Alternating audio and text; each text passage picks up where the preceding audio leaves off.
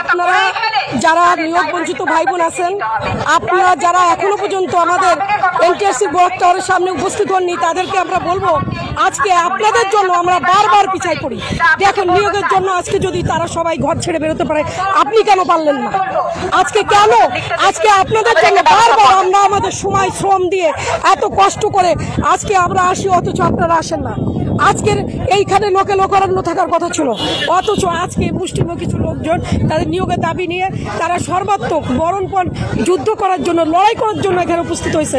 অথচ কিছু লোক ঘরে বসে শুধু ফেসবুকে কমেন্টস লেখেন, বিভিন্ন নেতাগিরি করেন। আমি তাদের ধিক্কার জানাই, লজ্জা হওয়া উচিত আপনাদের। এখনো পর্যন্ত নিয়োগের জন্য মাঠে নামতে পারেন না, আপনি নিয়োগ আশা করেন কি করে? নিয়োগ আশা করেন কি করে? আজকে প্রশাসন আমাদের উপরে চড়া হচ্ছে, প্রশাসন আমাদেরকে থাকতে দেবে না বলছে। আজকে যদি আমাদের লোক সংখ্যা বেশি থাকতো, তাহলে আজকে আমরা যে কোনো প্রতিকূলতাকে ডিঙায় আমরা ঠিকই আমাদের নিয়োগের ঘোষণা কার্যকর করে তারপর এখান থেকে টিকতাম।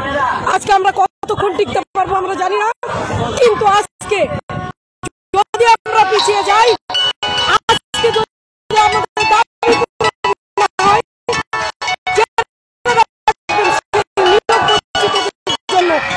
আজকে আমাদের দাবি পূরণ কিন্তু হবে না। যারা আছে তাদেরকে বলবো, আপনারা আপনার লোকের জন্য আর কখনো দাবি রাখবেন না। আপনারা দেখতে পাচ্ছেন আমরা কিন্তু আমাদের সর্বাত্মক লড়াই করে যাচ্ছি, কিন্তু আজকে আপনাদের জন্য আমরা বারবার পিছিয়ে পড়ি। তাই আপনাদের কাছে আমার বলার ভাষা নেই। আপনারা আসলে শিক্ষক হওয়ার কোনো যোগ্যতা রাখেন না। নিজের দাবি যারা আদায় করতে পারে না, নিজের অধিকারের জন্য লড়তে পারে না, তাদের কোনোভাবে শিক্ষক হওয়ার স্বপ্ন দেখতে হয় না। আপনারা বাড়িতেই বসে থাকেন। আজকে নিয়োগ কার্য করার জন্য আমরা আমাদের যতটুকু শ্রম দেওয়া যায়, যতটুকু লড়া যায় আমরা ঠিকই লড়বো।